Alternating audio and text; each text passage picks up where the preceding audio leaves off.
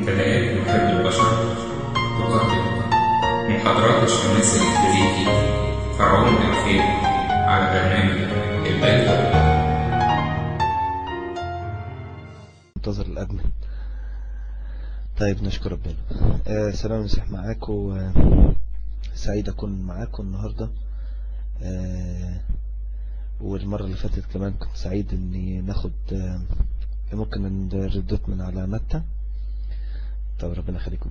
بسلام عليكم كلكم، كل الموجودين والحاضرين واللي لسه داخلين اللي هو زي. برحب بكم كلكم، سعيد أكون معاكم. سعيد كمان ان احنا بنتجمع باسم المسيح وبناخد كلمات سوا نتعلم بيها من بعضنا البعض. فسعيد ان اكون معاكم. وحقيقة انا فوجئت بحاجة كانت عجيبة، بعتبرها يعني انها ترتيب من عند ربنا، وكأن صوت الله بيقول لكم من اكتر من زاوية لا تخافوا. المحاضرة اللي خدناها الأول بتاعة الخوف كانت من حوالي 4 أيام تقريبا. ترس حبيبي أخبارك إيه؟ وفوجئت امبارح مقال قداسة البابا عن الخوف، فكانت حاجة جميلة قوي. يعني أنا نفسي أخدت سلام كبير قوي. حسيت إن زي ما يكون صوت الروح القدس بيحوط من كل جهة.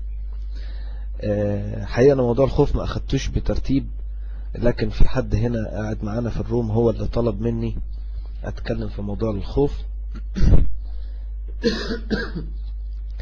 فأنا حقيقة انبسطت جدا وفرحت جدا ان الصوت واحد،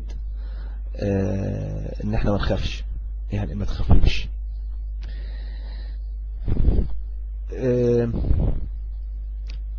احنا خدنا المحاضرة اللي فاتت عن الخوف عند الإنسان، وقلنا ان احنا هناخد جزء آخر، جزء تاني النهاردة عن أنواع الخوف.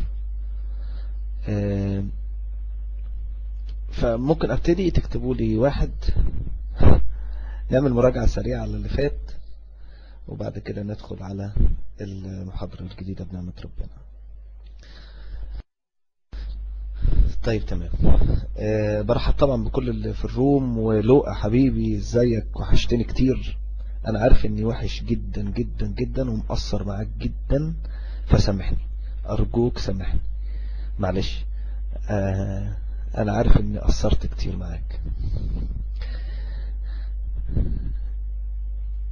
احنا اتكلمنا. حد هيسجل؟ اكتب لي واحد كده. المحاضرات دي هتنزل بنعمة ربنا على المنتدى. انا هنزل لكم المنتدى حالا دلوقتي.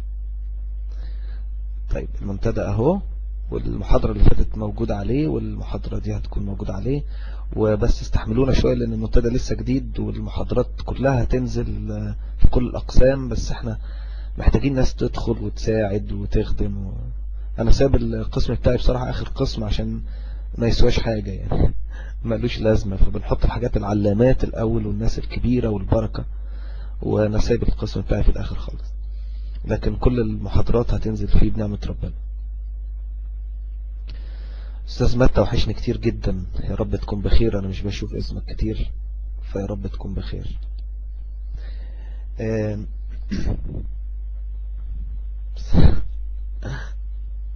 طيب، بسم الآب والابن والروح القدس الإله الواحد أمين.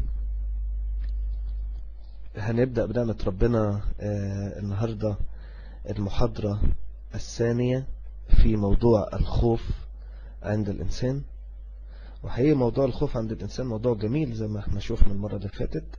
هعمل مراجعة سريعة على محاضرة المرة اللي فاتت عن الخوف. وقلنا ان الخوف ده عبارة عن شعور الله وضعه في الإنسان، شعور زي الحب وزي الحزن وزي كل حاجة. فالخوف شعور كل بني البشر يخافون، مفيش إنسان على وجه الأرض لا يخاف. وإحنا جبنا أمثلة من الكتاب المقدس، وجبنا أمثلة من التاريخ زي نابليون بونابرت وزي شوبان الموسيقار العظيم. وجبنا الكتاب كمان قال إيه عن الخوف. وقلنا إن آدم أول إنسان خلق كان خائف، والكتاب قال عنه كده، وأبونا إبراهيم وأيوب ونوح وكل الناس دي، حتى المسيحيين الأوائل. فالخوف قلنا إن هو شعور أوجده الله في الإنسان، والله لا يصنع شيء شر على الإطلاق، ده حتى يعني خلق كل حاجة وقال إنها حسن، فلا يصنع شيء شر. واحنا قلنا أيضا إن الشر هو نتاج ابتعاد النعمة، ينتج الشر، لكن الله لا يصنع الشر. فعشان كده عاوزين كمان ان انا اتكلمت في ايه كمان عن الخوف المرة اللي فاتت، يعني احنا خدنا بس نبذة سريعة، واتكلمنا عن الفوائد الخوف المرة اللي فاتت. ما هي فوائد الخوف؟ ربنا حط فينا الشعور ده ليه؟ عشان له فايدة، يعني له فايدة. واخدنا عيوب الخوف، واخدنا الخوف المقدس، واخدنا كمان من ما يخاف البشر. الناس بتخاف من ايه؟ اخدنا الكلام ده كله، اخدنا الاطفال والمراهقين والكبار، واخدنا كل حاجة. النهاردة بقى بنعمة ربنا في محاضرة النهاردة، وهي مهمة جدا عن المحاضرة الأولى. أنا حاول أبسطها على قد ما أقدر، لأني هقولها من الناحية العلمية أكتر شوية، عشان نشوف من الناحية العلمية الخوف ده عبارة عن إيه في الإنسان من الناحية العلمية، ونربطه كمان بالإيمان المسيحي. نربط الخوف ده من الناحية العلمية بالإيمان المسيحي. في الحقيقة الخوف ده شيء طبيعي في الإنسان، ولكنه له حدود، له خط فاصل. إذا تخطى الإنسان هذا الخط أصبح في مرض، فبقى الخوف بتاعه بقى خوف إيه؟ خوف مرضي. لكن لو كان تحت الخط ده، زي ما تقولوا كده حطوا خط 90، تحت خط 90 ده خوف طبيعي جدا، أي إنسان يخاف. فوق خط 90 بنعتبره خوف مرضي، مش مرضي يعني مجنون، لا، بيبتدي يخش في بداية أمراض الخوف. والخوف هقوله دلوقتي طبعا، هوضح الموضوع ده كله. الخوف المرضي بيعمل حاجات تاني، يعني العملية مش عملية ان هو يبقى عنده مرض الخوف، لا، هو بيبتدي معاه بالخوف، والخوف يضعه في أمراض نفسية زي الأحباط والاكتئاب وأمراض كثيرة جدا، وإحنا هنشوف الكلام ده كله. الأول ناخد أنواع الخوف. إيه الأنواع اللي موجودة بتاعة الخوف اللي الناس كلها بتشوفها وبتحس بيها؟ أنواع كتيرة قوي، أنا طبعا مش هقول كل الأنواع لكن هنقول بعضها. أول خوف بيجي للإنسان هو خوف الفشل، وده احنا شايفينه كمان هذه الأيام في ظل الظروف اللي احنا عايشينها في مصر، ومش عارفين رأسنا من رجلينا، خايفين من المستقبل، خايفين من هذه الأوضاع. الخوف من الفشل ده نوع من أنواع الخوف.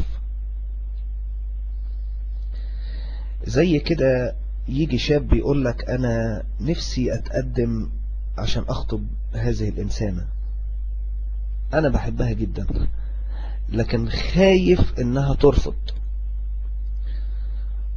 إحنا عاوزين نحول معنى الخوف من إن الناس بتفتكر إن الخوف ضعف أو هو ضد القوة. لا، الخوف في الحقيقة مش ضد القوة، لأن في خوف نافع احنا اتكلمنا عليه، إن الله وضع الخوف عشان أنت تنتفع من هذا الخوف.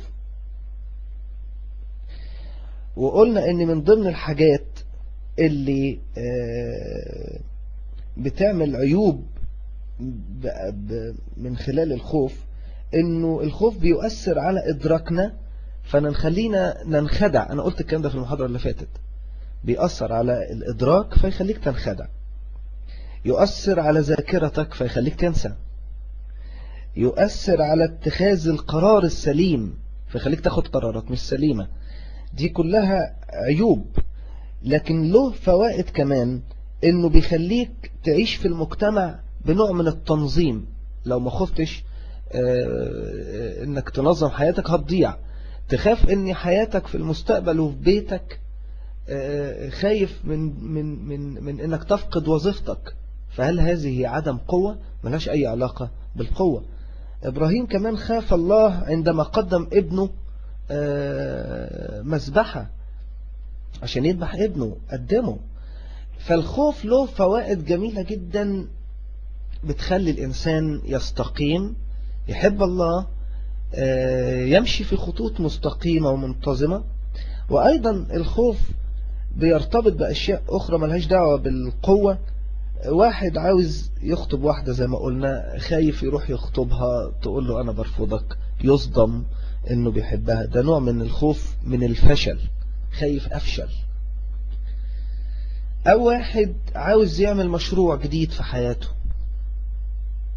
هو مش عارف يفكر، يبتدي يخاف إنه يفشل في هذا المشروع. ده أيضا خوف داخل الإنسان بينتابه. أنا خايف إني أبدأ هذا المشروع وبعد كده المشروع ده مش مضمون، حتى إن كنت عملت لي دراسة حالة، لكن أنا خايف من عدم النتائج أو النتائج اللي هتطلع منه. أو واحد زي ما احنا داخلين الشهر اللي جاي ده بنعمة ربنا على الناس اللي قدمت في الهجرة، فالنتائج كلها قربت تيجي. واحد جات له الموافقة بالهجرة دي، بلد متقدمة وجميلة، واحنا هنا في صراع، واحنا لكنه خايف من الفشل، انه لما يسافر هناك يفشل هناك.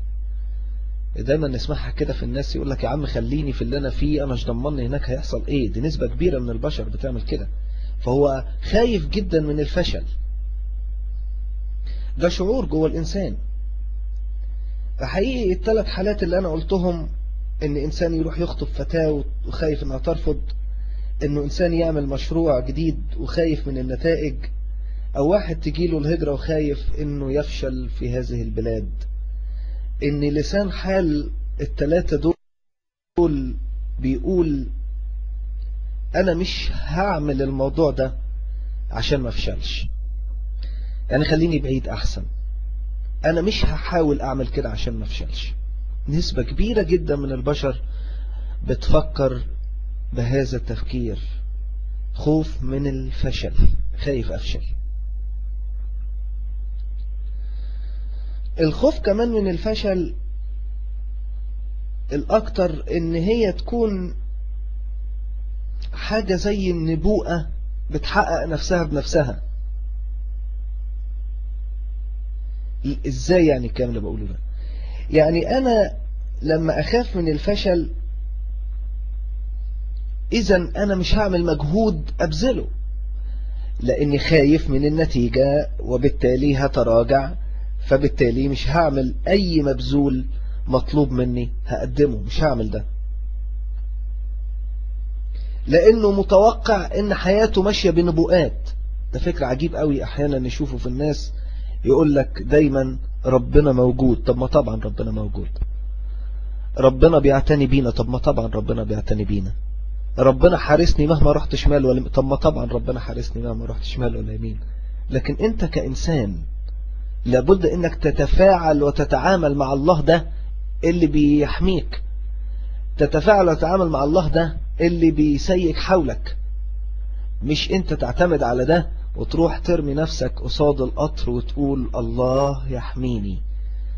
وعشان كده اخواتنا الغير مسيحيين يقول لك لا ترموا انفسكم في التهلكة.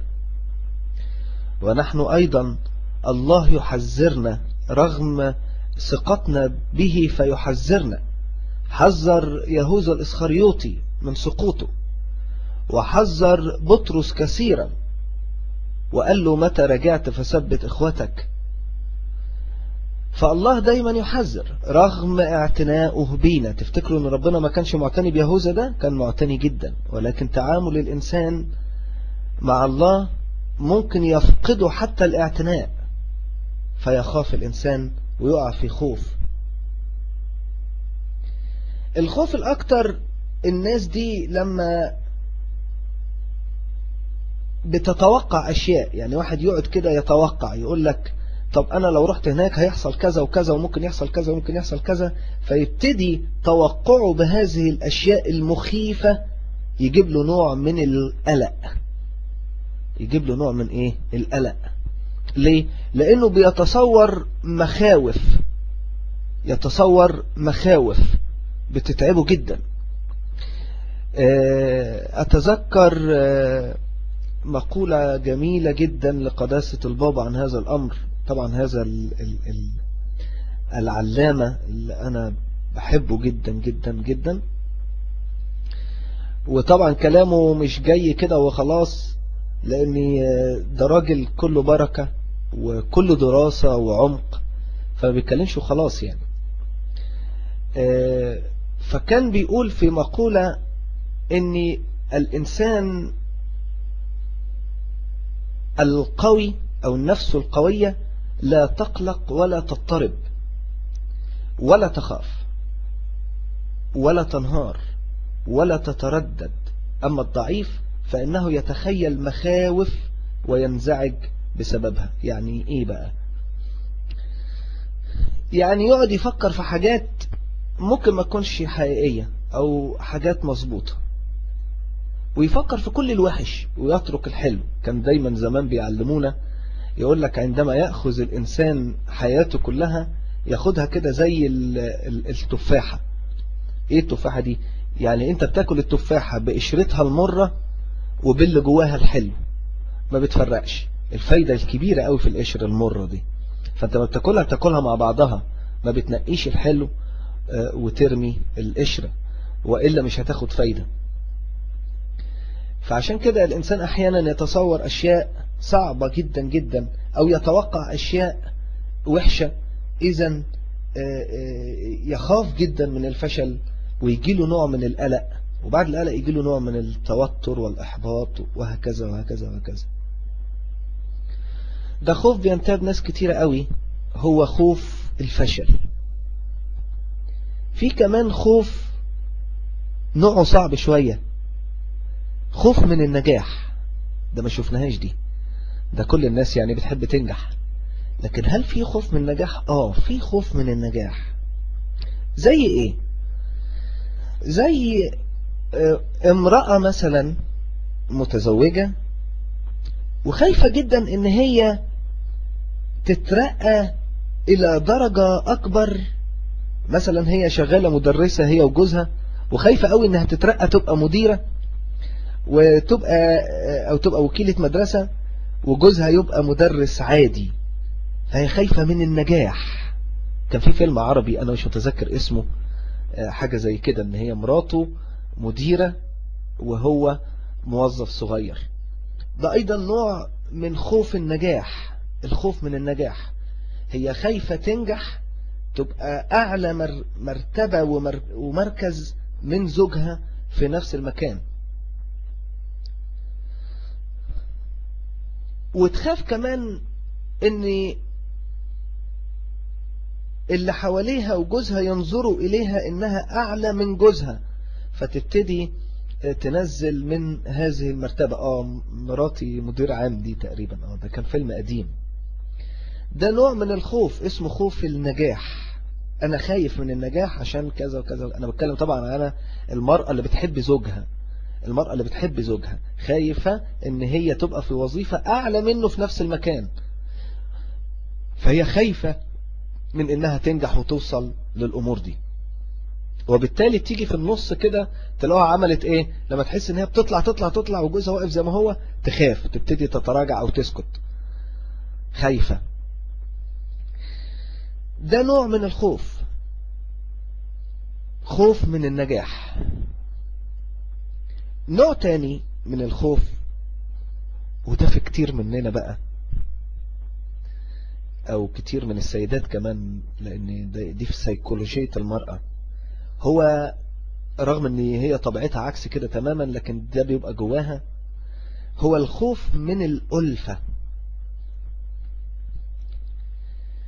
الخوف من الألفة، احنا كلنا عارفين ان احنا بنحب نبقى في مجتمع نحب الناس ونتعرف على الناس والحاجات بالأخص في النت يعني، والبلطوك والقصص دي.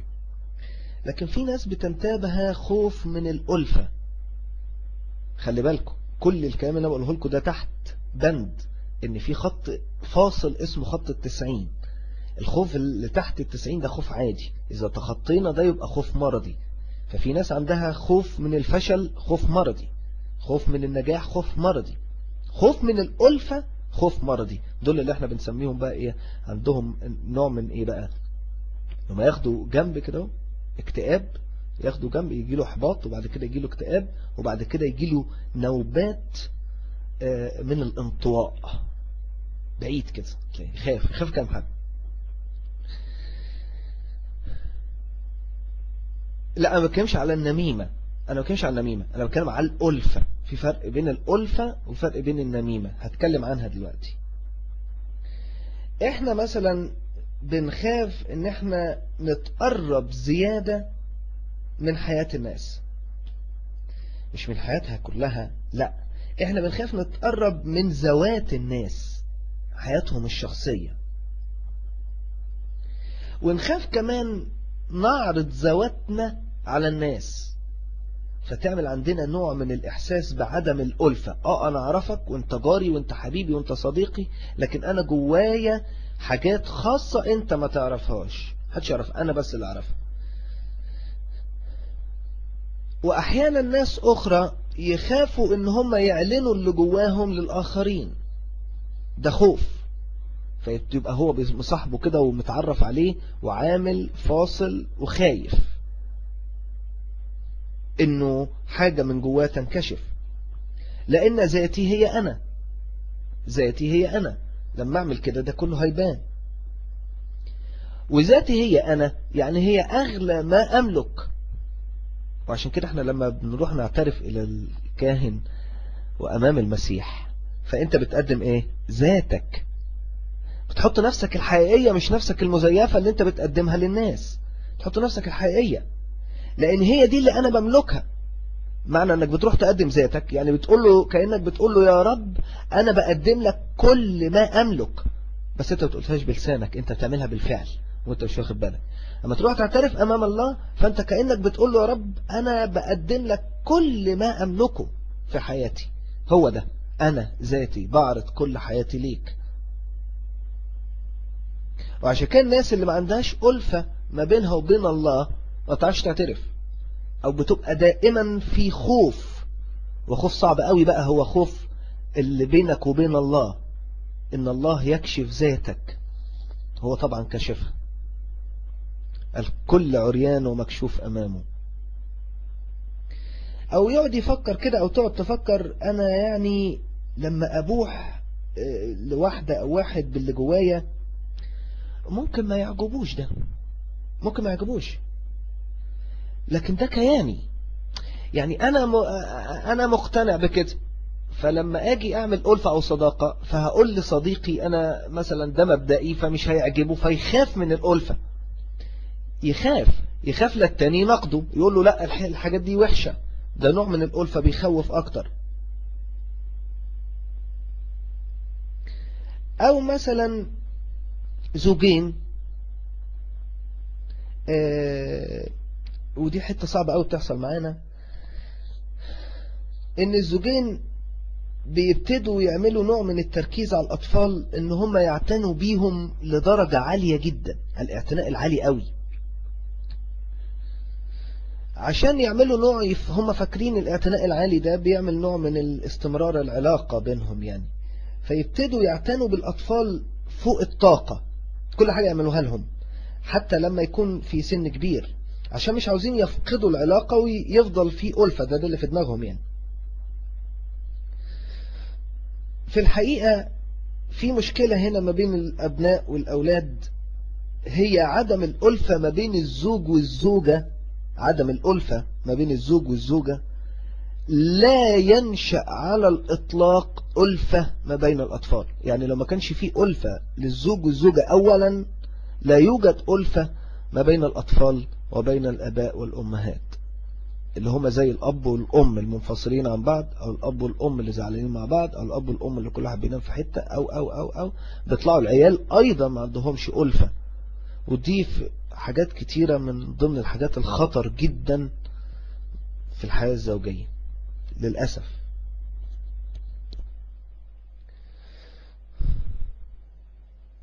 ده نوع من أنواع الخوف من الألفة. في خوف كمان برضو بيقابل الناس، هو خوف الانفصال، وده برضو بيحصل كتير بين الناس. خوف الانفصال ده خوف الدرجة بتاعته عالية قوي، والخوف ده اتكلم عنه عالم شهير قوي اسمه فرويد، وحكى قصة كده عشان ما طولش عليكم، لكن هو حكى قصة عن أحد أصدقائه عن نوع الخوف، خوف الانفصالي أو خوف الانفصال ده. هو حكى قصة ما بينه وما بين واحد اسمه أوتو رانك ده عالم آخر صديق فرويد اللي هو عالم النفس. والكلام ده كان في تقريبا سنة 1940 في الحدود دي، لأنه كان في العصر الفيكتوري. فرويد اللي هو عصر الجنس. خلي بالكم فرويد رغم أنه أكبر عالم أو مؤسسي عالم علم النفس، ولكنه حط نظرياته كلها على الأفكار الجنسية، أو مش الجنسية، الحاجات الوحشة يعني، الحاجات اللي بترتبط بالجسد. يعني يقول لك مثلا لو واحد عنده مشكلة في أفكاره في حاجة معينة، دي حاجة مرتبطة بالحاجات الجنسية، ان هو مثلا مش مرتاح في الحاجات الجنسية، او عنده اعاقة في الحاجات الجنسية، او عنده مثلا مشكلة مع مراته، وعنده مشكلة مع، وهكذا. ابتدى يربط الحاجات بتاعته كتيرة من الحاجات الجنسية، وحتى تلاميذه فيما بعد ابتدوا يردوا عليه. لكن لا ننكر فضل مؤسس التحليل النفسي العالم فرويد الشهير والكبير، اللي حط أسس لحد دلوقتي العلماء بتاخد منها. لكن كان ليه أحد الزمايل فرويد وحصل معاه مشكلة، انه اتوفى صاحبه اللي هو أوتو رانك ده، كان صديق عمره واتوفى. فحصل عنده نوع من القلق الإنساني، حالة كده اسمها حالة القلق الإنساني، دي دايما تحصل بنسب كبيرة ونسب صغيرة ما بين الناس لما يحصل لهم حالات انفصال عن حد بيحبوه، بابا، ماما، جوزي، ابني، بنتي، قرايب ليا، قريبين خالص. بتحصل عنده نوع من الانفصال او على مشارف هذا الامر، فابتدوا يخافوا ان يحصل وقت الانفصال. حقيقي السبب بتاع خوف الانفصالي قال عنه فرويد انه سببه هو القلق الانساني، وسمى الكلام ده فرويد صدمة الولادة. مش الولادة يعني اتولد، صدمة ولادة معرفة الانفصال. يعني هقولها بصورة أخاف من كده. يعني واحد مثلا جاله مرض وحش لا قدر الله بعيد عن كل الناس، فهو اتولد عنده نوع من القلق انه الزمن في النهاية بالنسبة للإنسان ده، فقاعد منتظر. عدى يوم، عدى 2، عدى 3، وكل مرة قلقه بيزيد وابتدي يخاف جدا من الانفصال اللي هيحصل. فسماه فرويد صدمة الولادة. دي بتبقى الصدمة الأولى يعني في الولادة. وعمل ربط جميل قوي بين الموضوع ده وبين انفصال الحبل السري بين الطفل أو الجنين وبين الأم.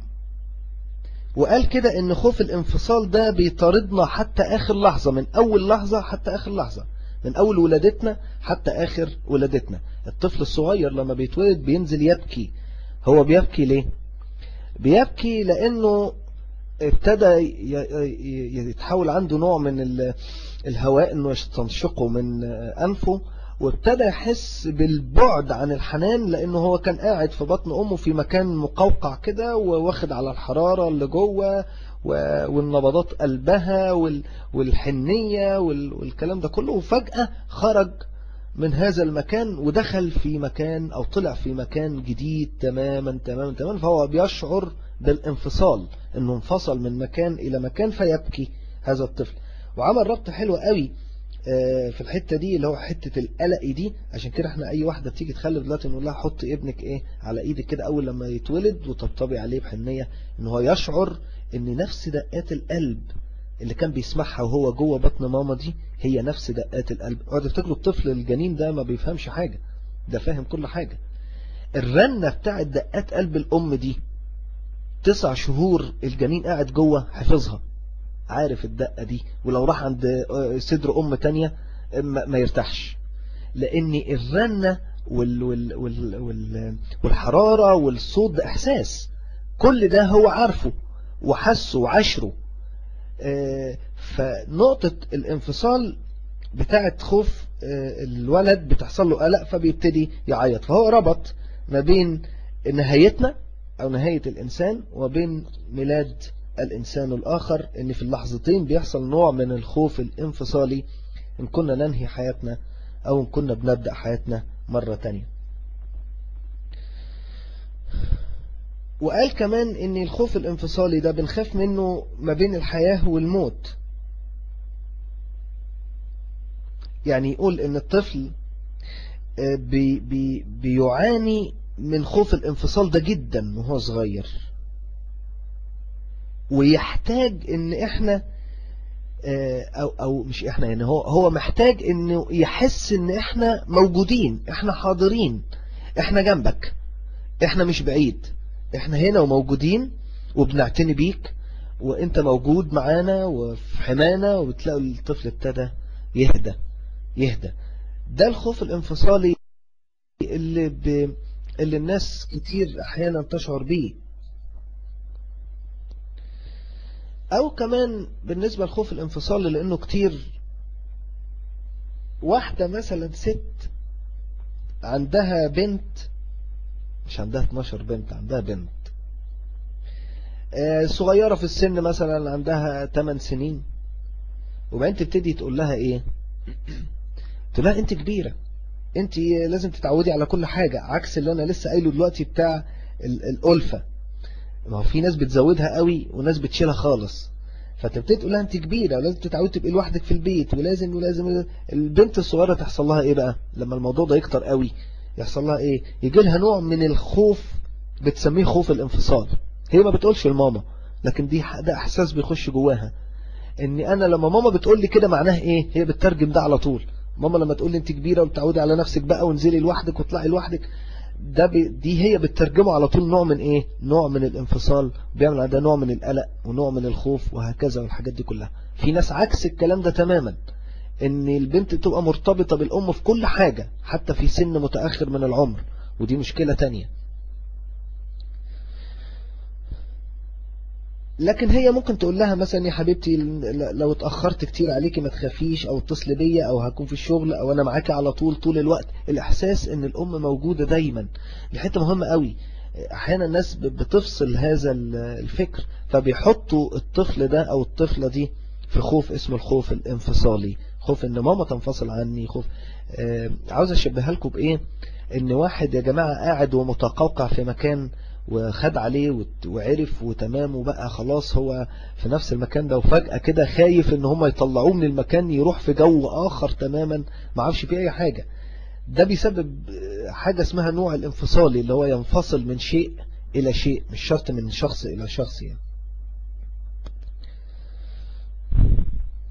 في نوع تاني من الخوف، هو طبعا انواع كتيرة لكن انا قلت هاخد بس شوية يعني منهم، هو الخوف من الرفض. بيسموه كده ريجكتم، الرفض، خوف الرفض. ايه خوف الرفض ده؟ خوف الرفض ده وحش قوي.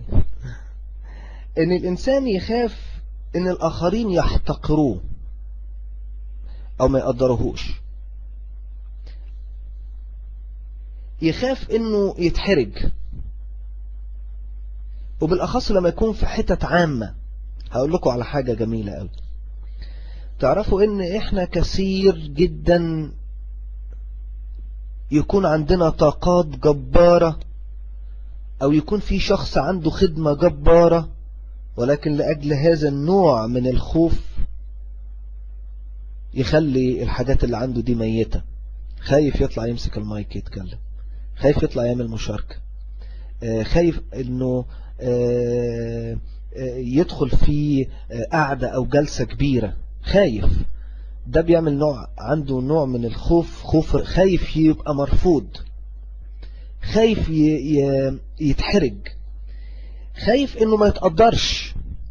تلاقوه كده يطلع يمسك المايك وايده عمال تتهز ويعرق وتبقى حالته حالة اول مرة ما يجي يمسك المايك، لكن بعد كده تلاقوا الله، ده هو نفسه ممكن يقول الله، ده انا طلع عندي افكار وانا ما اعرفش، ده طلع، ده ايه ده حاجة حلوة قوي. عشان كده الكتاب قال لنا آية حلوة قوي، شددوا الأيادي المسترخية. حد حافظ الآية دي؟ جميلة قوي. شددوا الأيادي المسترخية والركب المرتعشة ثبتوها. ده بيقول لنا احنا بقى اللي هم الجماعة اللي احنا قاعدين بنسمعه، ثبتوا الأيادي المسترخية والركب المرتعشة ثبتوها.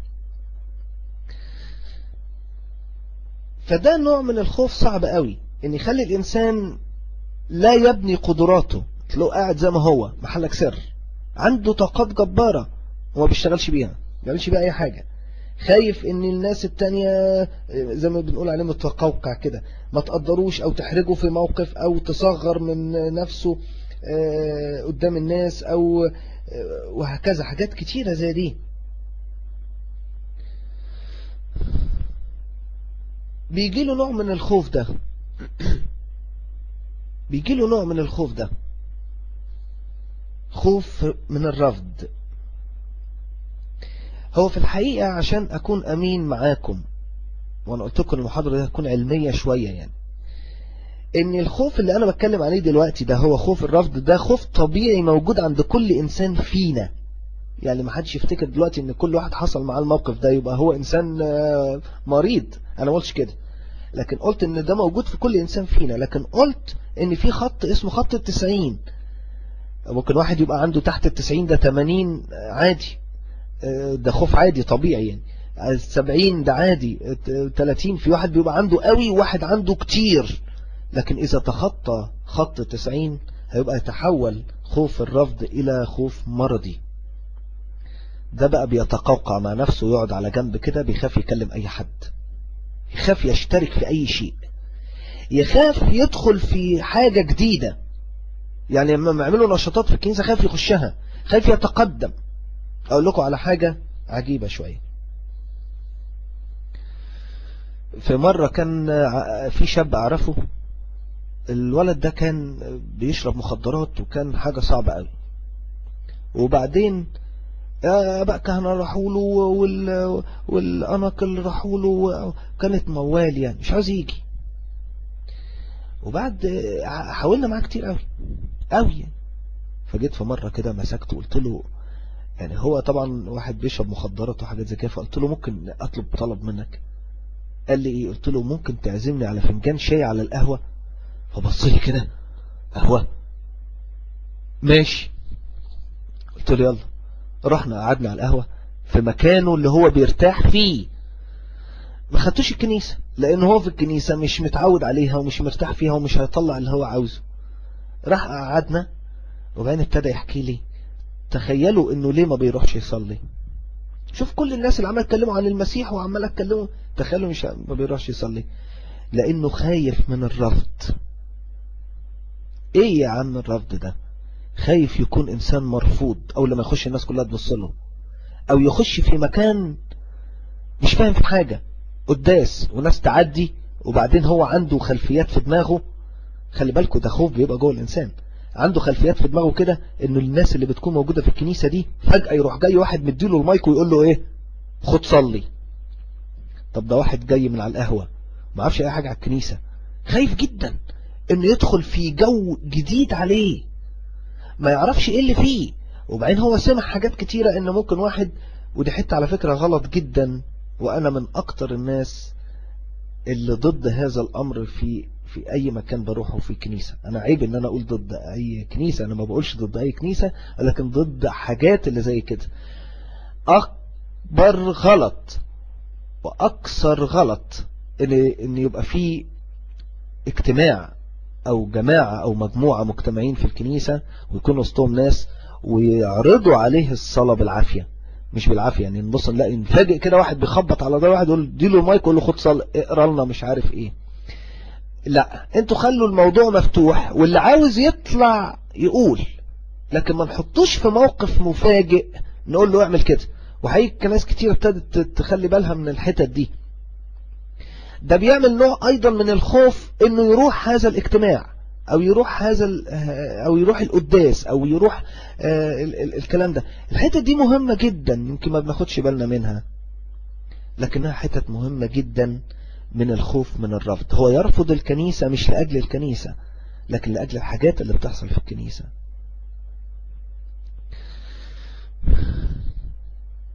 فخوف الرفض ده حاجة متعبة جدا ومخيفة جدا، مخيفة جدا. او مثلا خوف الرفض ده ممكن يكون واحد حاطط في دماغه كده يقول لك انا لازم اظهر بمظهر لائق جدا قدام خطيبتي. واحد خاطب واحدة، لازم اكون انسان يعني اظهر بحاجة لائقة قدامها يعني عشان هي تحبني وترضى بيا وهكذا. ولازم كمان اظهر قدام اهلها كده، لازم اظهر قدامهم ان انا شهم وان انا كريم وان انا وان انا وان انا. طب انت عاوز تعمل كده ليه؟ عشان عندي خوف من الرفض، خايف ان خطيبتي ترفضني او خايف ان اهل خطيبتي يرفضوني، فبالتالي انا بظهر قدامهم ايه؟ الكرم والشهامة وان انا انيق وممكن تبصوا تلاقوا في الحياة تلاقوا مش كده. فهو بيخاف من الرفض، عنده نوع من الخوف اسمه خوف الرفض. الحتة دي بنسميها كده النفس الحقيقية والنفس المزيفة. أنا كنت خدت محاضرة عن الموضوع ده للحتة دي بس، النفس الحقيقية والنفس المزيفة. الإنسان عنده نفسين مش نفس واحدة، عنده نفس حقيقية ونفس مزيفة. أحيانا يتعامل بالحقيقية مع الله، بينه وبين الله كده مع نفسه في الأوضة، لأنه عارف أن الله كاشف كل حاجة، لكنه كثير جدا بيتعامل بالنفس المزيفة أمام الآخرين. وعشان كده أنا قلت يمكن في المحاضرة اللي أنا اتكلمت فيها قبل كده الموضوع ده، قلت يا ترى احنا بنقف على باب أب اعترافنا داخلين نعترف بأنهي نفس؟ هل بالنفس الحقيقية أم بالنفس المزيفة؟ الله لا يتعامل بالنفس المزيفة، فأنت هتضحك على نفسك، هتضحك على نفسك.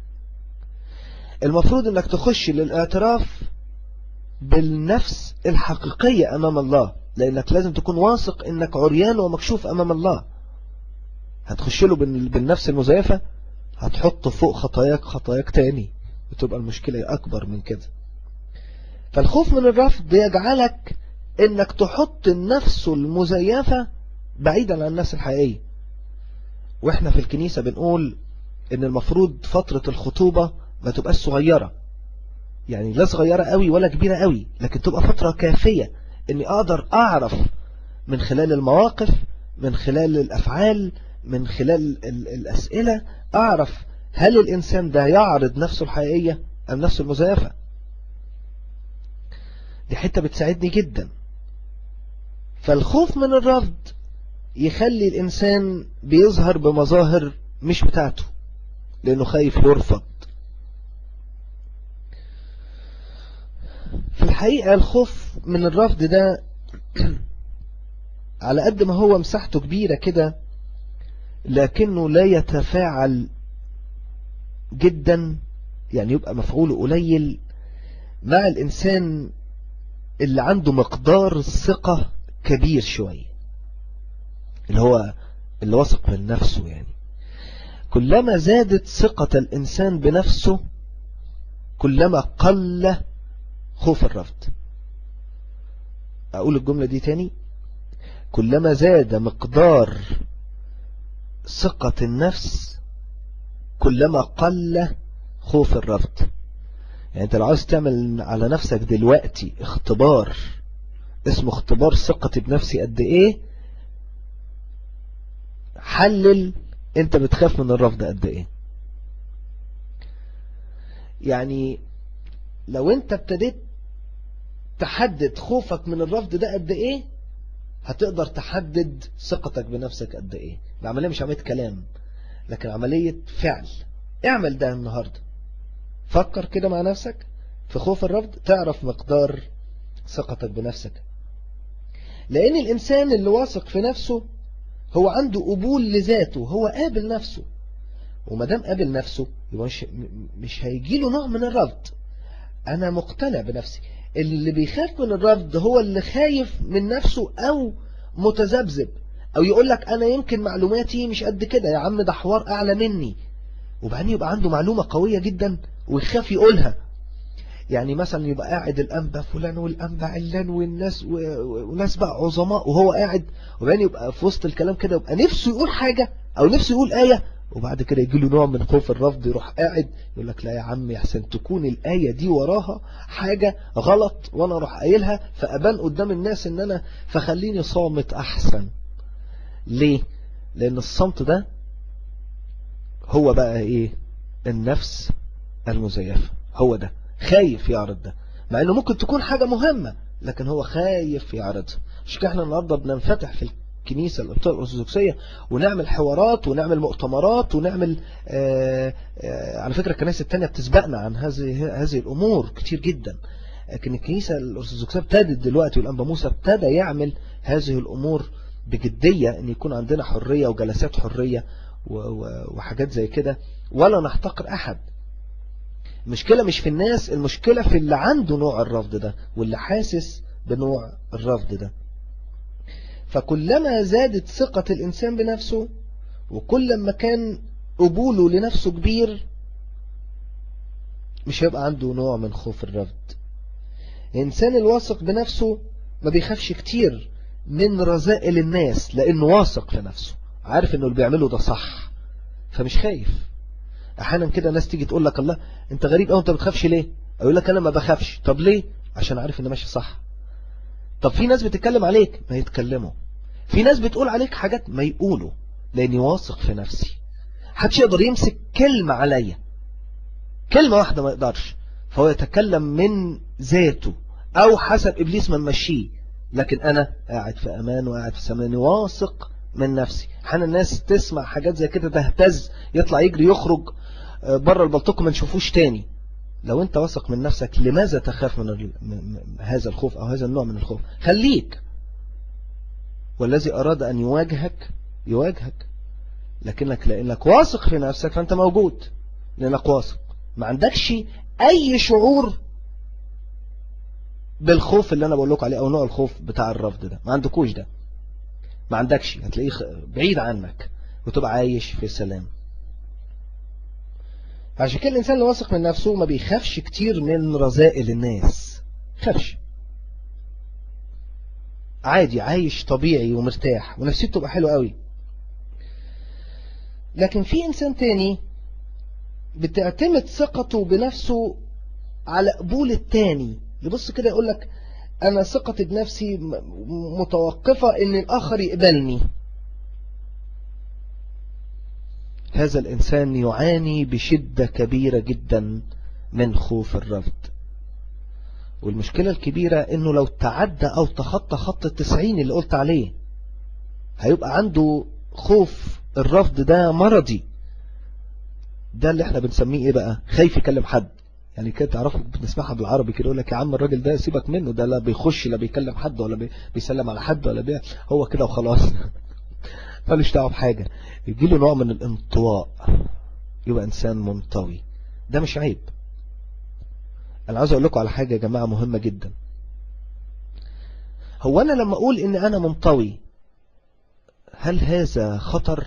انا في مره هعمل معاكم محاضره مهمه جدا عن هذا الامر، لانها عندنا في الشرق الاوسط عامه وفي في الافكار الشرقيه كتيره. يعني انا هتكلم على الحته دي قوي عشان نقدر نوصل المفهوم السليم والمفهوم الصحيح ما بين الناس اللي تقول لك هو انا لو عندي كده ابقى مريض نفسي او عندي حاجة مش طبيعية والكلام ده كله. لا، في الحقيقة الموضوع مش كده، لكن الموضوع ان الانسان عايش طول حياته طول حياته عنده حاجة كده زي الرسم البياني، حاجات بتطلع وحاجات بتنزل. لا يوجد إنسان يمشي ماشي على مستوى واحد، فيش الكلام دوت. انت لو بصيت لنفسك من 10 سنين هتلاقي نفسك ما كنتش زي دلوقتي، وبعد 10 سنين مش هتبقى زي دلوقتي. فالإنسان متغير دائما. لكن مين بقى اللي بيسعف هذه السنين؟ يعني مثلا أنا النهاردة فيا نقطة مش كويسة، لما أكبر شوية وثقافتي تزيد وفهمت الحاجات اللي كنت فاهمها غلط من 10 سنين، خلاص هبتدي أعدلها. طب ده هنا بقى اللي أنا بقوله، إن إحنا مش مرضيين عندنا أمراض نفسية، لكن إحنا عندنا عدم معرفة بالحاجات النفسية، فدي تخلينا نتأخر عن التقدم، فنروح رايحين فبقينا كأننا النهاردة عندنا 20 سنة كأننا عندنا إيه، أو نتعامل بمفهوم 30 سنة. وتحسوا كده أن يقول لك الولد ده بيتكلم زي الراجل وهو شاب صغير. طب ليه؟ لأنه مفاهيمه كده، مفاهيمه بقت كده. فده شيء مهم قوي، ملوش أي علاقة بأن احنا نقول ده مريض نفسي أو مجنون أو الناس اللي بتقول الكلام دوت، وما بين ان الإنسان يبتدي يصلح هذه العيوب عشان ما يقعش في بوتقة ما عرفش يخرج منها، ودي مشكلة كبيرة قوي. فحتة الخوف من الرفض مهمة جدا، ان احنا نخلي بالنا من خوف الرفض ده لو زاد. الأكبر كمان ان نوع الخوف ده اللي هو خوف الرفض بيكتر قوي قوي قوي قوي في المناطق الضيقة والمجتمعات الضيقة، اللي هم يعني عارفين كده المجتمعات الضيقة، اللي هو لما تروحوا القرى مصر وريف مصر تعرفوا كده ان كل الناس تعرف بعضها. يعني لو دخلت البلد كده من اولها وقلت بيت فلان فين، يقول لك يا سلام تعالى وديك، ده بيت فلان ده كذا وكذا وعنده كذا عيل وعنده ده، والصغير اسمه كذا والكبير اسمه كذا. هذا النوع من الخوف، خوف الرفض، يزداد جدا في هذه المناطق. وكلما زادت المناطق أو مجتمعات ضيقة يزداد هذا النوع من الخوف، لأن كل واحد عارف التاني، يعرفه عن قرب جدا وعارف حكاويه ومصايبه وعارف كل حاجة، يعرفه معرفة حقيقية مش معرفة وهمية. يعني من الآخر يعرفه من غير قناع، هو عارفه ده عايش ليل ونهار معاه، لما يعمل مصيبة عارف انه عمل مصيبة من 3-4 سنين، عارف انه دي المجتمعات الضيقة. والمجتمعات الضيقة بتؤثر على هذا النوع من الخوف تأثير كبير قوي. في الحقيقة الموضوع ده، او كل ما تكون المجتمعات ضيقة بيحصل عند الانسان نوع من الانسحاب والعزلة عن العالم، يبتدي يجيله الحتة دي، او عاوز يهرب يروح مكان تاني بسبب الخوف من الرفض، ان الناس رفضاه. عشان كده احنا مثلا خارج مصر، المجتمعات الأوروبية وبره مصر، تلاقوا الناس ما تعرفش بعضها قوي، ممكن يبقوا 2 جيران كده ما يعرفوش بعض. عشان كده الخوف من الرفض في الأماكن دي والبلاد دي ما يبقاش كتير، الإنسان ما يحسش بيه كتير، لأن هو مش مكشوف أمام الناس اللي قدامه، فمش خايف، مش هيبتدي يخاف. ليه؟ لأنه عارف أنه لما يخرج محدش عارفه، هو ماشي في الشارع هنا وهنا، مش خايف من حد، مش خايف ان تنكشف الأقنعة بتاعته. وفي الحقيقة النوع اللي بقوله ده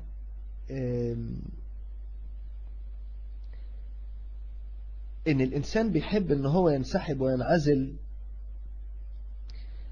دي حتة بتعمل من حاجة وحشة قوي، هي انه يجيله احساس بالتقليل الطموح. احنا عارفين الانسان دايما طموح، فيجيله نكسة كده، وبعد ما تجيله عدم طموح، انا ده عمره ما هيحصل، يجيله حاجة تانية اسمها عدم المغامرة، فيروح مرمي بقى.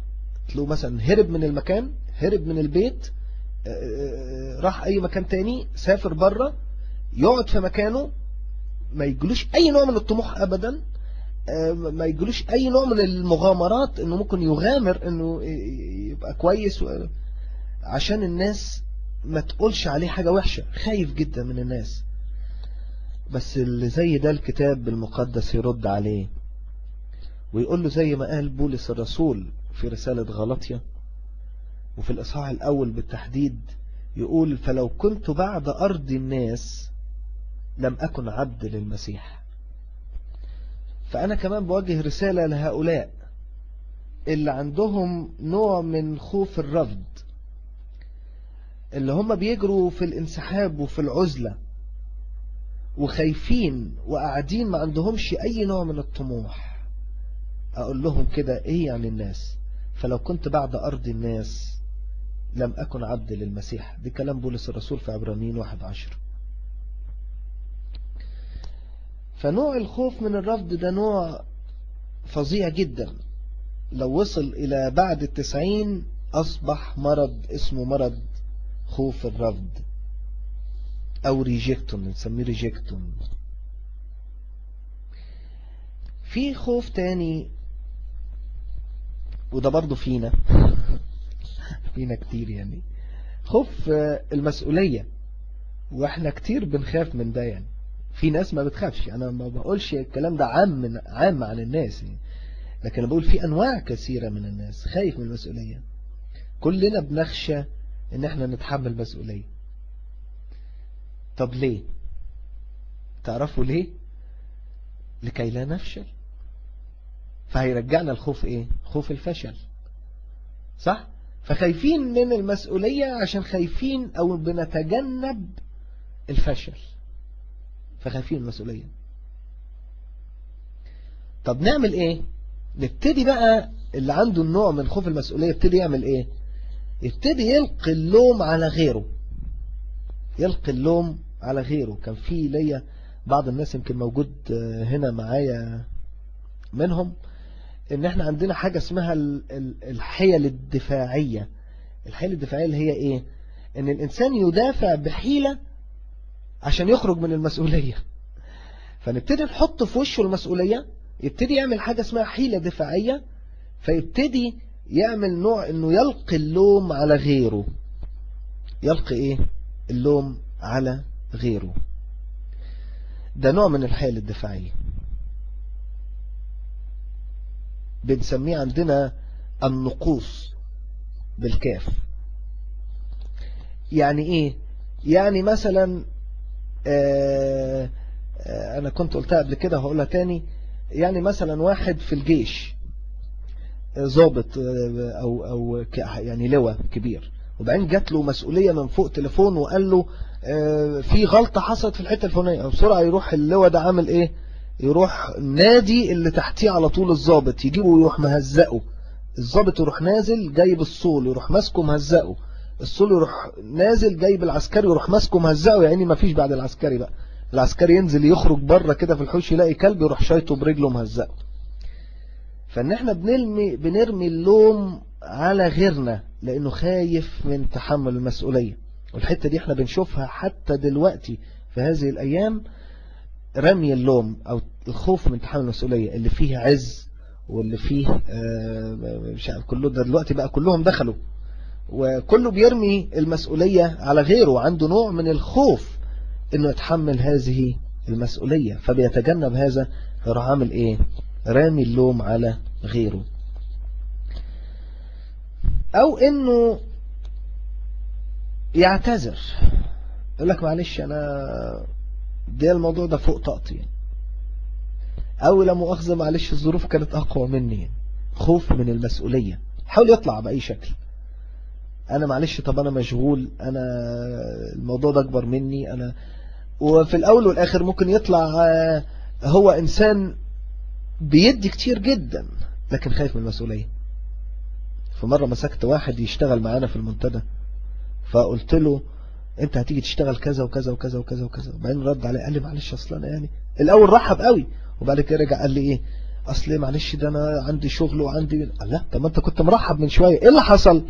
جاله نوع من خوف المسؤولية لما ابتديت احط عليه مسؤولية واقول له انت المفروض هتعمل كذا في المنتدى وكذا وكذا وكذا. ابتدى يهرب. جاله حاجة اسمها الخوف من المسؤولية، لأنه هو عارف أن في وجود المسؤوليات فيه خوف. فبخاف. عارف اني لو دخلت في ده لازم اتحمله فبخاف.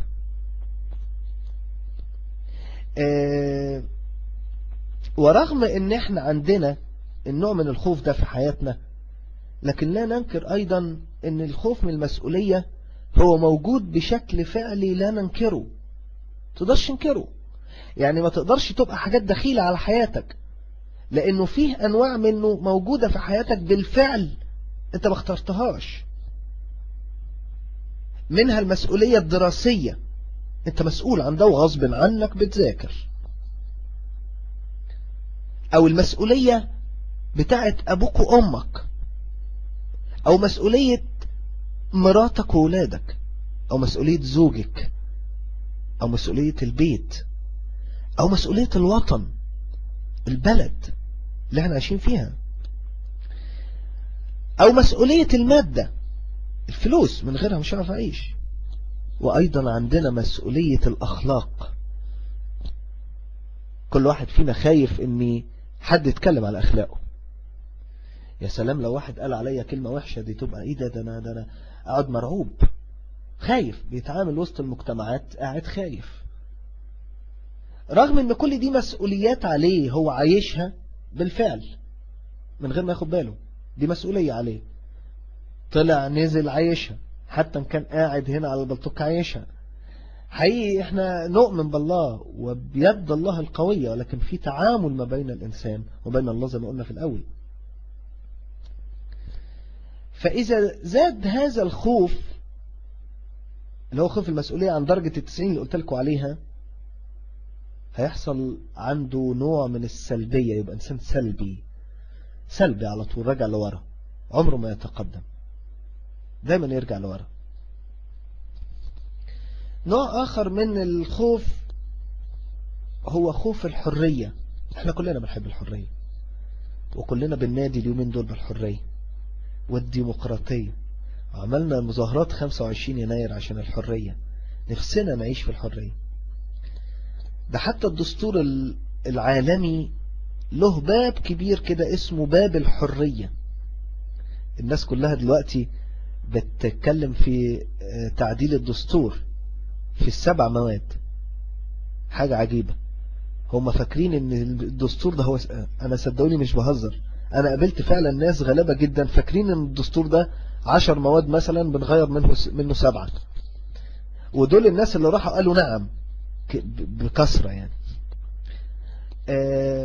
حاجة عجيبة يعني، مع ان الدستور ده حاجة كبيرة جدا جدا جدا لم نتعرض له. فكنا ماسكين في 7 مواد، طب وبقية المواد؟ طب ما نطلع ونفتش، وده اللي انا دايما بقوله، ونطلع ونفتش الحاجات اللي خنقانا احنا كأباط هنا في مصر. باب الحريات ده انتوا قافلينه ليه؟ هاتوا، تفتح باب الحريات كده تلاقي بلاوي فيه. ايه يا عم بيقول باب الحريات ده؟ بيقول لك انت حر في كل شيء، ولكن اذا حريتك كسرت حرية الاخرين فانت في عقاب. يعني ايه؟ يعني انا البس مقطع وامشي في الشارع محدش له حاجة عندي، البس جزمة موسخة محدش له حاجة عندي، امشي بدقني واحد شال دقنه محدش له حاجة عندي. ولكن اذا دخلت حريتي في كسر حرية الاخر اصبحت امام القانون. ماشي في الشارع مشغل الكاسيت على الاخر، انا حر؟ لا مش حر، لانك لما عليت الكاسيت دخلت كسرت حرية واحد عاوز ينام. او رفعت السماعة وتصلي في وسط الشوارع، هل انت حر؟ لا مش حر، لان تعلية الميكروفونات في الشارع تعطل حرية الاخرين. فمن طلع البيبان دي، بدل ما احنا ماسكين في 7 مواد، ما انت عندك بيبان كاملة في الدستور بتتكلم عن هذه الامور. الخوف من الحرية ده نوع من الخوف. حقيقي الخوف من الحرية ده مرتبط بالخوف من المسؤولية. احنا لما نلاقي قدامنا اختيارات كتير بنخاف ننطلق. ليه؟ فنفضل قاعدين كده، اختار دي ولا دي، دي ولا دي، دي ولا دي. فبخاف من الحرية عشان ما تضيعش مني كل ده. زي مثلا طالب في الجامعة يبص كده يلاقي نفسه من غير أسوار، من غير قيود للحضور. يعني قبل جامعة كان عندك غياب وعندك وهيعمل لك اسمها مش عارف بيسموها ايه، اللي هو لما بيغيب كتير كده إعادة قيد و كده، يعني ماشي على الكلام ده يعني. ولازم يبقى عندك انصراف وحضور، اعتادها في حياته كلها. لكن أول لما بيخرج هذا الطالب ما يلاقيش هذه الأسوار وما يلاقيش هذه القيود، يبتدي يجيله نوع اسمه كده خوف الحرية، لأنه انطلق من شيء كان عايش فيه بقاله سنين إلى شيء جديد. مش كده احنا لما اللي ماكو بيخدم في اجتماع شباب وشابات أو ثانوي، بنبتدي نتكلم مع شباب ثانوي وشابات ثانوي عن النقط دي. نخلي بالكم انتوا هتخرجوا من هنا او نحضرهم، يعني زي ما بيقولوا تخرجوا من هنا تخشوا على الجامعة حياة تانية خالص. فيخاف جدا من هذه الحرية، رغم ان هي حاجة جميلة قوي ان انا ما ياخدوش عني غياب وما ياخدوش، لكن خايف من الحرية، خايف انه يشعر بعدم الاتزان، خايف انه يشعر بانه الدنيا كلها متلخبطة حواليا، مش عارف راسي من رجلي فين. أول مرة في حياتي أشعر بالحرية، عشان كده بيجيله نوع من خوف الحرية، خايف من هذه الحرية.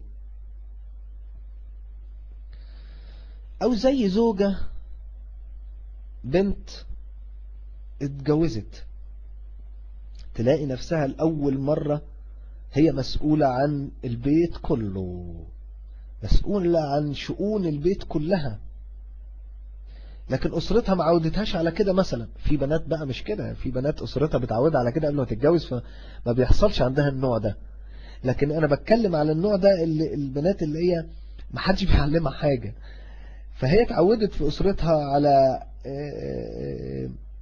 حاجات تانية خالص. فتيجي الزوجة دي اللي هي أول مرة تمسك الموضوع ده، أسرتها ما عودتهاش على اتخاذ القرارات مثلا قبل الجواز، فهي بتشعر بخوف الحرية. يا خرابي، ده أنا اللي هبقى يعني أي قرار بقى ده أنا اللي هبقى مسؤول عنه. بالأخص كمان لما تكون واحدة بتتجوز وتسافر بره بعيد عن أهلها، لأن أي واحدة بتبقى خايفة فتروح على طول محطة لنفسها حاجة اسمها اللي هو الدفاعيات دي، فتروح قايله ايه، لا لا لا، ما انا هبقى معاهم على التليفون على طول، انا اي حاجه هتصل بيهم، انا ايه، تبتدي تحط لنفسها حاجات تريحها. لكن هي في الحقيقه لو ما فيش الحاجات دي هتخاف من هذه الحريه. او احيانا واحده تانية ما تسالش اهلها، فتروح تسال جوزها في كل كبيره وكل صغيره. ليه؟ لانها خايفه من الحريه. اي سؤال كبير وصغير تروح تسأل فيه جوزها. ده خوف او انواع من خوف الحرية. خوف اخر هو خوف، وده بيطاردنا كلنا.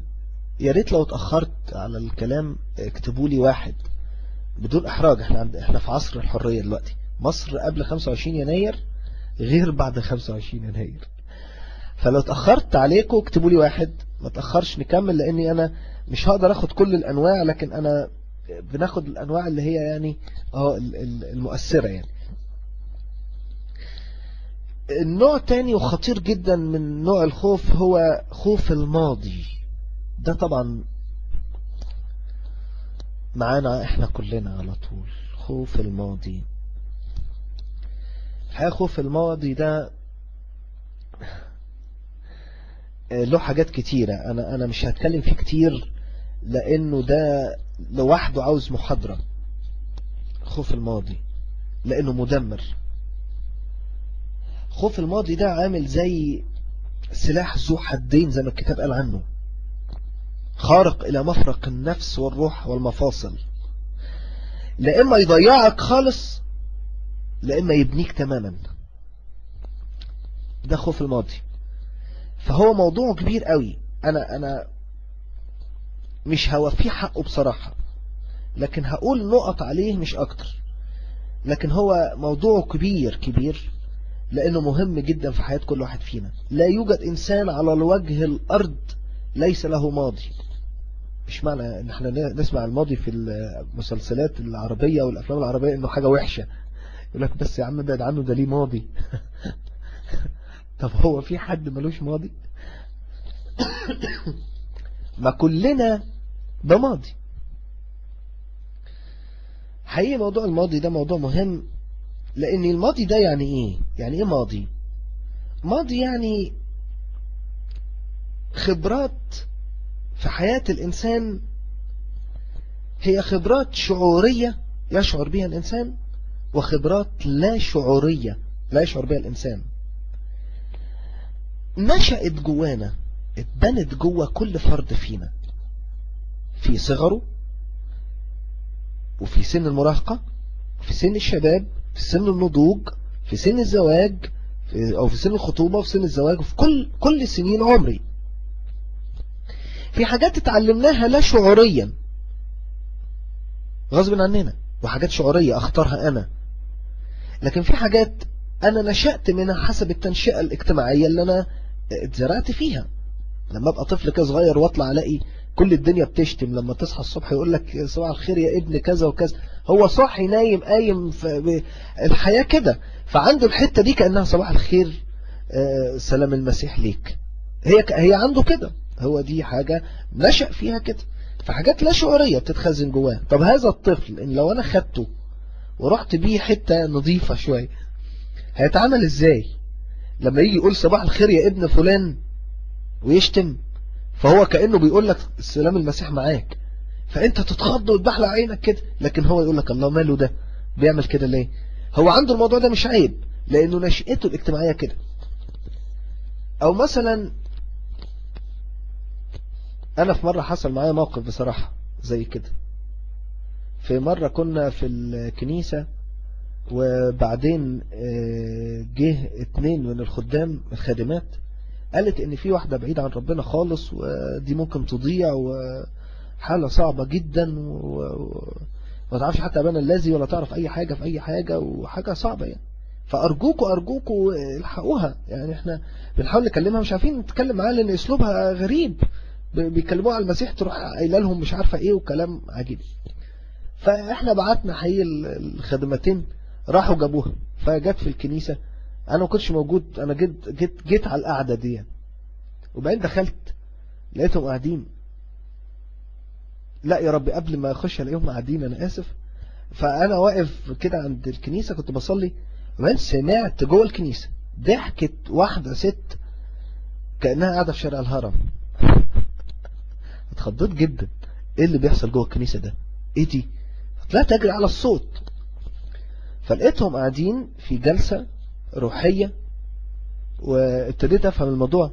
فهي عندها الضحكة دي او نوع الضحكة دي حاجة طبيعية عندها. ايه، انا طبيعة ضحكتي كده، هي ما تقصدش حاجة وحشة، هي طبيعة ضحكها كده، ضحكتها كده. فتبص تلاقوا الناس بصلها بصة وحشة قوي. فاحيانا الماضي ده بينشأ جوانا في حاجات شعورية وحاجات لا شعورية نعملها. هتلاقي واحد بيعمل حركات بإيده وهو قاعد، او ما يجي يتكلم مع حد يعمل حركات لا تليق بإيده، هو مش قاصد يعملها، لكن دي حاجات لا شعورية نشأت جوه هذا الإنسان، أصبحت ماضي. فبقى ماضي هذا الإنسان بهذه التركيبة، يوم ما يتكلم هيحصل كده، ويوم ما يعمل يحصل كده.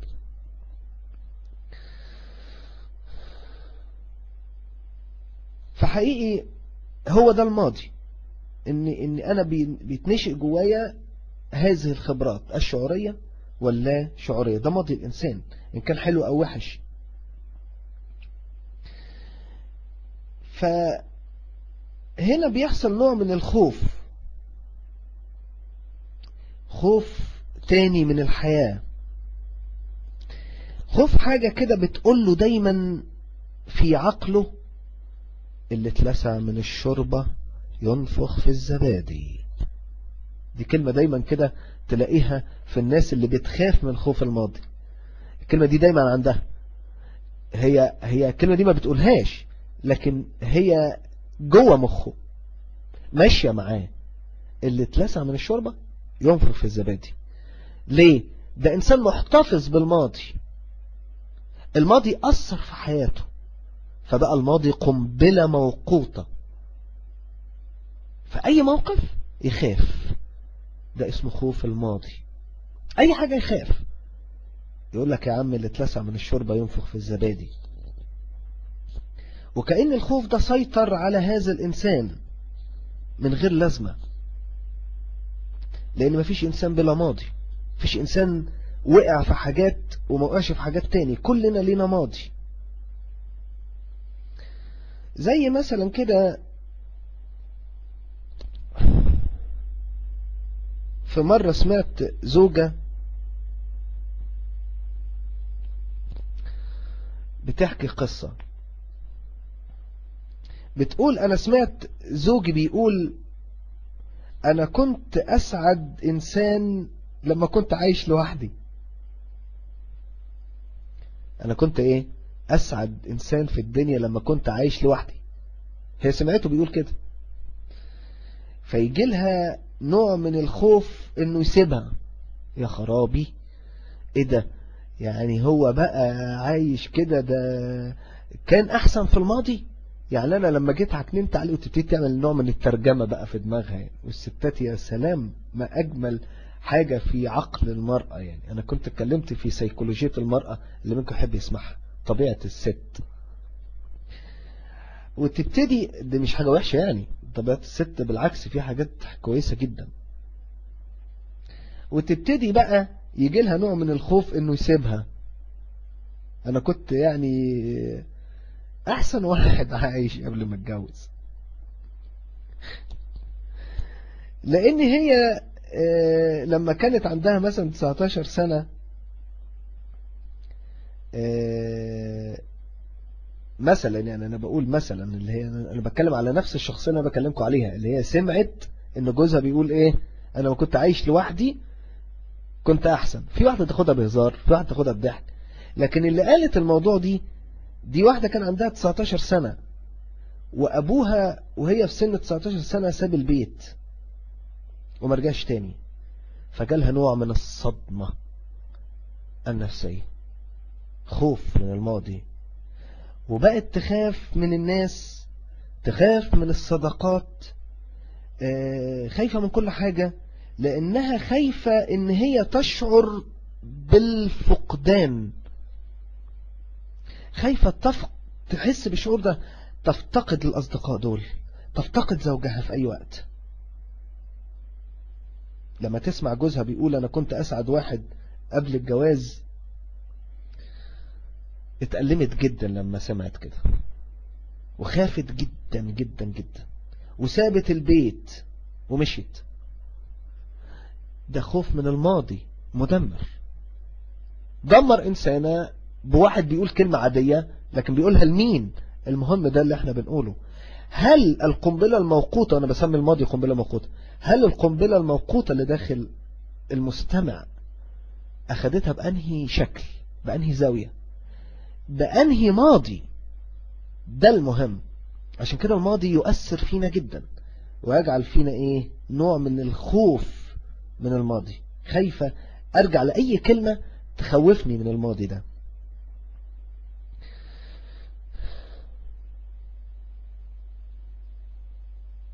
الإنسان اللي زي كده هتحتاج إن هي تبحث عن أمها، لأن في أمها الأمان وفي أمها الحماية. في صوت، في صوت. ولكن بيحصل عندها نوع كمان، أنا آسف يعني إن أنا هطول في الحتة دي شوية، لكن أنا خلاص يعني هقفل الموضوع ده لأني مش هنقدر نكفيه حقه. بيحصل عندها حاجة اسمها الحماية والأمان الزائف. إيه الحماية والأمان الزائف دي؟ يعني أنا قلت لكم الموضوع كبير فإحنا بنلخصه، يعني أنا بلخص معاكم الموضوع. الحماية والأمان الزائف، لأن هي بتدور على الحماية في زوجها ده، ولما سمعت منه الكلام ده فتفضل تعيش معاه حاسة بأمان وحاسة بحماية، لكن أمان وحماية زائفة. هنا بنلاقي إن الماضي بيطاردها في كل حتة بتروحها، وبدل ما تواجه مشكلتها هربت وازدادت انها تتعقد اكتر. اكبر خطر لخوف الماضي هو الانسان اللي يهرب. اعرفوا كده على طول، الهروب معناه الخوف من الماضي، وكلما زاد الهروب كلما اصبح الخوف الماضي خوف مرضي. انا قلت مرضي مش يعني مجنون، يا ريت تركزوا في كلامي مش محدش ياخدها كده وخلاص يعني. ايضا في نوع من الخوف تاني هو نوع المستقبل، زي ما اتكلمنا عن الماضي. وحقيقي خوف المستقبل ده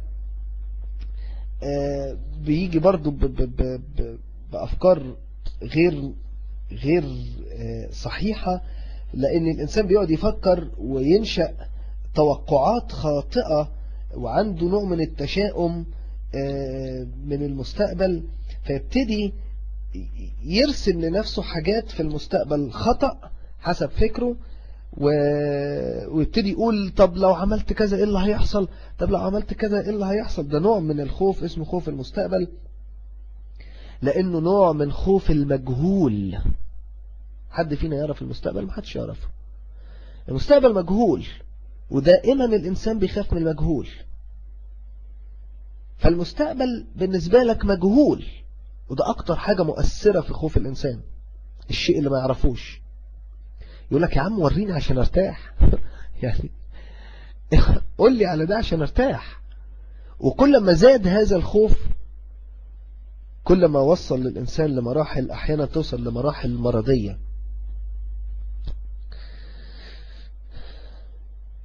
طب انت بتخاف ليه من حاجة مجهولة وكأن المستقبل ده مفهوش تنبؤات يعني؟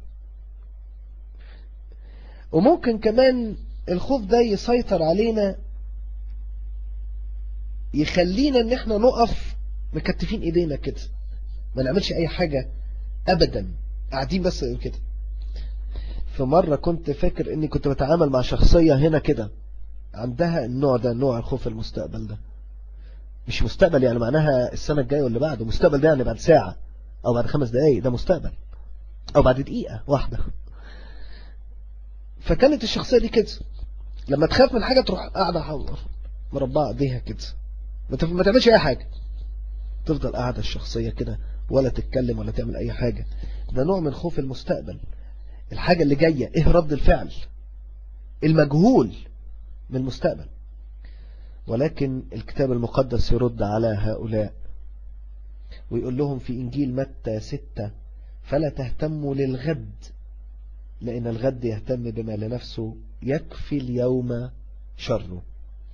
والآية هنا ما بتتكلمش كحاجة حرفية، يعني فلا تهتموا للغد مش يعني لبكرة، لا تهتموا للغد يعني ما تهتموش حتى بعد دقيقة أو ثانية إيه اللي ممكن يحصل. لا تهتموا للغد لأن الغد يهتم بما لنفسه، يكفي اليوم شره. ويمكن كمان خوف المستقبل ده يخلينا نخاف من التغيير، ودي حتة مهمة قوي في خوف المستقبل. ده نوع من الخوف المعروف عندنا كلنا. في مثل كده شعبي بنقوله، في حد هنا من الصعيد؟ في مثل الشعبي بنقوله: امشي سنة ولا تخطي هنا، امشي سنة ولا تخطي هنا. ده مثل. امشي سنة دي حاجة مرتبطة بالمستقبل بالوقت، ولا تخطي هنا يعني اوعى تروح هناك، هو خايف من ده.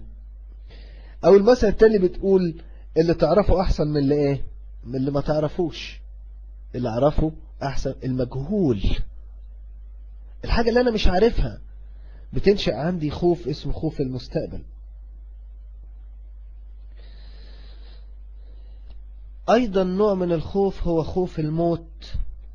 وخلينا يعني ناخد النوع ده اخر نوع، او مثلا ناخد واحد تاني وخلاص. الخوف من الموت طبعا ده خوف بينتاب كثير من الناس، ولكن كلما زادت روحيات الانسان كلما بعد عنه هذا النوع. زي بولس الرسول لما قال: اشتهي ان انطلق واكون مع المسيح ذاك أفضل جدا. لأننا ليه بنخاف من الموت؟ لأننا ما بنشعرش بالموت بصفة شخصية. يعني في حد عارف الموت ده بتحس بإيه؟ محدش عارف. كل واحد يقعد يتخيل يا ترى بيوجع، يا ترى يعني يا ترى ايه الموت ده، يعني هيكون ايه، محدش حسه، اللي حسه اللي دخله. فأيضا هو نوع من المجهول اللي بيخاف منه الإنسان. وزي ما كتب قداسة البابا في مقالته، خوف من المجهول. احنا بنشوفه انه بيحصل لحبايبنا وجيراننا واهالينا، لكن ما نعرفش عنه اي حاجة مباشرة، ما نعرفش ده. فعشان كده بنخاف منه. بنخاف منه لانه بيجي فجأة من غير يعني مقدمات كده. كل واحد يبقى ماشي في الشارع ويموت فجأة. في إنسان بيخاف جدا من الموت. أنا أعرف إنسان هنا، يمكن كمان هو جنبي هنا ساكن، عنده النوع ده، بيخاف يركب عربية. عنده 5 عربيات، ما بيركبش ولا واحدة. ولاده كل حد عنده عربية، ومراته عندها عربية، وهو عنده عربية. بيخاف يسوق العربية إنه خايف من الموت. خايف من الموت، عارف إن العربية دي معناها حادثة. بيجي له حالات كده ان هو ممكن لو راح مشوار يقول لأي حد او يطلب من اي حد معلش تعالى وديني، يبقى قاعد جنبه ويبقى قاعد باصص كده قوي في البربريس بتاع العربية، وخايف وماسك في اللي جنبه. وبعدين لو حس احيانا تيجي له نوبات انه قلبه بيقف. ده مع انه انسان متعلم جدا. انا فاكر اني مرة المدام بتاعته اتصلت بيا بالليل الساعة 3 بتقول لي ده بيموت، بيقول لي مش قادر اخد نفسي وقلبي بيقف. شعور خوف الموت وصل لمرحلة بعد 90. الخوف عنده ده وصل لمرحلة بعيدة قوي، فتحول الى مرض اسمه خوف الموت.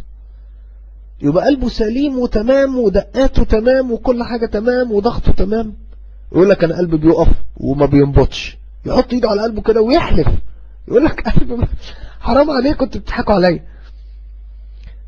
عنده احساس انه خلاص بيموت. وبعد كده اجي تاني يوم اقول له طب ده انت لا مت ولا حاجة، ما انت زي القرد اهو، يعني لا مت ولا حصل لك حاجة. فالخوف من الموت صعب جدا. احنا بنخافه لانه ما بنعرفش ميعاده.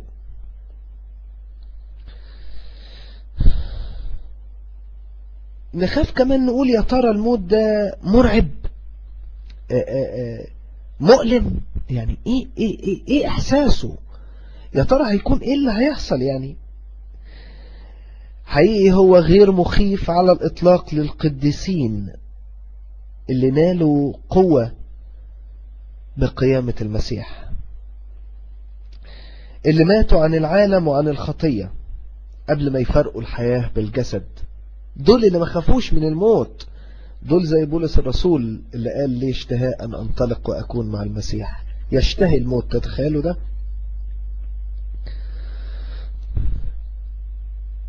عشان كده الموت له خوف، وخوف يعني نوع من الخوف الكبير، بيتعب جدا. ويقعد يفكر يا ترى ساعة الموت دي هتكون مرعبة لمين؟ للناس الأبرار ولا للناس الأشرار؟ هل يا ترى تكون للناس البسطاء ولا المثقفين؟ يا ترى هتكون في فرق بين ده ولا ده؟ والأغرب ان الخوف ده ما بيزيدش للناس اللي عندها أمراض كبيرة أو كبار في السن. يعني كل ما الواحد تلاقيه زاد في السن الخوف ده نوعه يقل شوية، غير شاب صغير يقول لك يا عم ده لسه ما عشتش حياتي، ده أنا لسه ما عملتش أي حاجة. فاللي عنده كمان أمراض مستعصية جدا أو أمراض خطيرة، ده بيبتدي خوف الموت يقل عنده شوية لأنه عاش حياة كبيرة قوي. درجة الخوف عنده بتقل. كل ما السن قل كل ما زيادة الخوف بتاع الموت ده كتر، وكل ما كان في أمراض مستعصية كبيرة، غير لما يكون إنسان سليم ما عندوش أمراض. كمان بيكون مرعب جدا للناس اللي بيشعروا انه ما عندهمش معنى من الحياة، خايفين يسيبوها من غير ما يسيبوا فيها بصمات تحقق الغرض، او من غير ما يكونوا مستعدين للرحيل. دي اكتر ناس بتخاف. فده نوع من الخوف كمان مدمر، بيتعب الانسان قوي.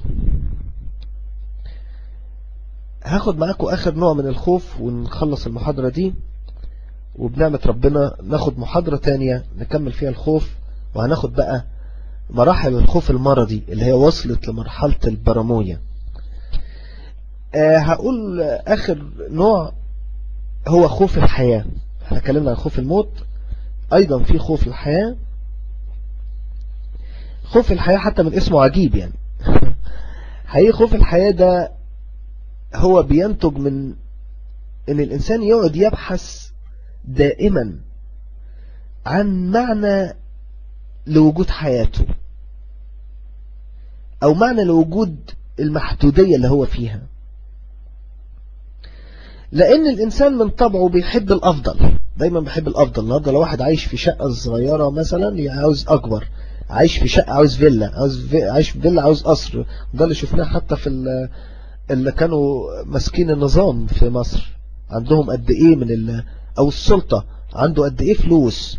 طب هو عاوز ايه تاني؟ معقولة؟ ده الواحد لو قاعد يفكر كده، فلوس بس رئيس الجمهورية لو قاعد يقطع فيها طول حياته هو وولاده، يقطع فيها هو وولاده مش هتخلص. طب ايه ده؟ اصل خوف اسمه خوف الحياة، دائما يسعى الى الافضل ويسعى الى الاكمل. محدش يقدر يحس بالكلام ده الا اللي فيه نفسه. اي واحد فينا دلوقتي عاوز يبقى افضل من ما هو فيه، واللي فوقيكم برضه عنده نفس الاحساس، واللي فوقيكم برضه عنده نفس يعني. واحد يقول لك يا سلام انا لو معايا ثروة مبارك دي خلاص، ده بيتهيألك. لكن لو وصلت لسلطة مبارك وفلوس مبارك هتبقى نفسك تاخد اكتر واكتر. دي طبيعة في الانسان، انه دائما يسعى الى الافضل والاكمل. زي ما بيسعى دائما للافضل والاكمل، يسعى ايضا الانسان للبقاء وللخلود. كان عندي حد فاكر في مرة اتكلمت معاه فبيقول لي يا سلام افرض يوم القيامة الناس بتقول يوم القيامة قربت، يا ترى انا هعمل ايه؟ طب لو الدنيا عملت كده هعمل ايه؟ قال لي بص انا هعمل صندوق حديد وكده واقفل على نفسي، على اساس اول لما تيجي النار او الدنيا تتقلب ابقى انا محفوظ جوه الصندوق الحديد ده. قلت له يا سلام، يعني هو الصندوق الحديد اللي هيبقى؟ قال لي لو البيوت وقعت عليا ولا هفضل في صندوق الحديد. قلت له طب هتفضل قد ايه يعني؟ يوم 2 3 مش هتاكل ولا هتشرب؟ قال لي يبقى هفكر في حاجة تاني، هاخد معايا مية وهاخد معايا مش عارف ايه. الانسان دائما يسعى الى الافضل ويسعى الى الاكمل ويسعى الى البقاء ويسعى الى الخلود. احنا بيتهيأ لنا، لكن ده اللي جوه كل انسان، انه يسعى دائما الى البقاء، يسعى دائما الى الخلود.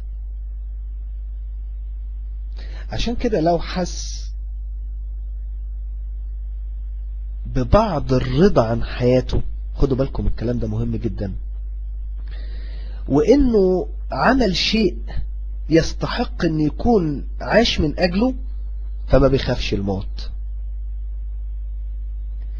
لو حس ده انه عنده رضا في حياته ما بيخافش الموت. يعني ايه الكلام اللي بقوله؟ زي مين كده؟ في الكتاب المقدس كان في شخصية عظيمة جدا عن هذا الامر. تعرفوا مين هو؟ شخصية كان اسمه سمعان الشيخ، سمعان الملقب بسمعان الشيخ.